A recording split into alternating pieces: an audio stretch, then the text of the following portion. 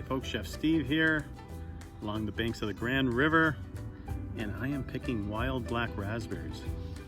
So you can see them right here. Delicious. This is going to be a very simple and quick video. I am going to make what I think is the best jam I have ever eaten. We make it every year as we head out here and get these wild black raspberries in their prime. So stick with me and we'll pick a few of these things and make some jam.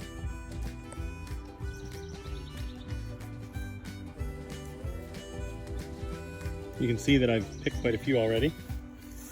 A lot of people call these blackberries, but they're actually a raspberry. You can see that it has that hollow center as opposed to a blackberry, which has a dense center. And they are prolific this year, and because of the rain we had a couple of weeks ago before they became ripe, they have a lot of moisture, so they are nice and juicy. So back from the woods, folks, as you can see. So this is going to be the simplest of recipes. There are just a few ingredients, which you'll see right now.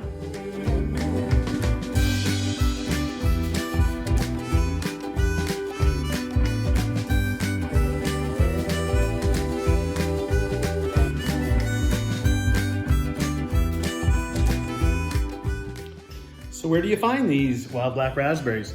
I'm kind of lucky here living along the Grand River in Ontario, and that is a habitat where the wild black raspberries and a lot of the other things that you see me pick and cook reside.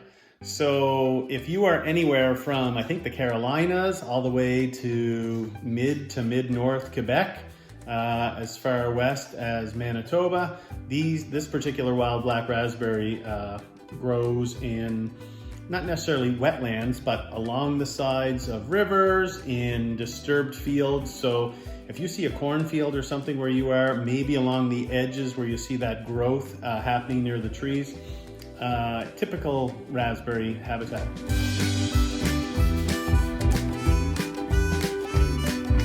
Quite frankly, it is a really simple recipe, but because of how amazing these wild black raspberries are, it turns into an incredible jam.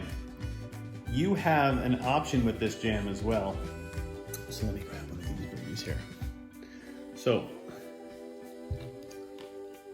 I don't know if you can hear that, but the seeds are actually quite large comparatively to the average raspberry.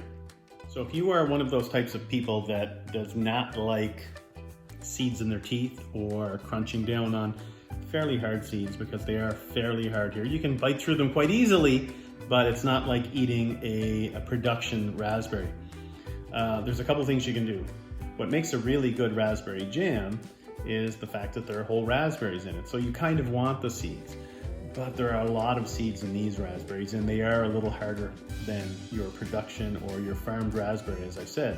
So what I like to do is I like to have a few of the seeds in it just to be indicative of a raspberry jam, but I don't want it to be full of these seeds. So what I'll do is I'll pass about 3/4 of my jam mixture through my strainer, and then a quarter of it I'll leave with the seeds. Just a couple of notes for this recipe. I will be making a double batch to what I put in the directions for you guys. The directions here call for 5 cups of black raspberries, but I picked a lot of raspberries, so I'm going to do 10 cups of black raspberries and make a double batch and have lots to give away to friends and family.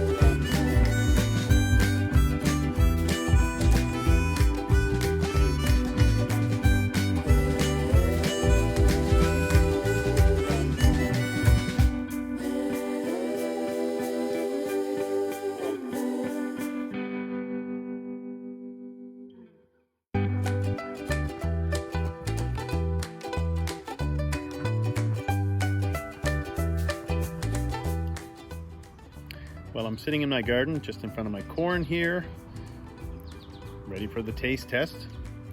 And I don't really need to taste this stuff. I know exactly what it's like. We make it every year. It is spectacular.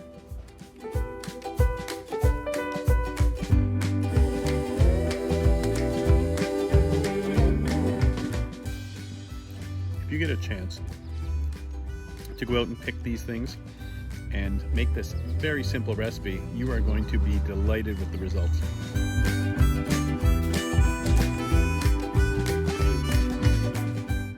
Once again, folks, if you enjoy my videos, please subscribe, pass this along to friends and family, and maybe even make some jam for them, bring it to their place. When they eat it, you can then tell them, hey, watch this guy's YouTube channel. He makes this stuff on there. They're gonna love you for it. Cheers, see you next time.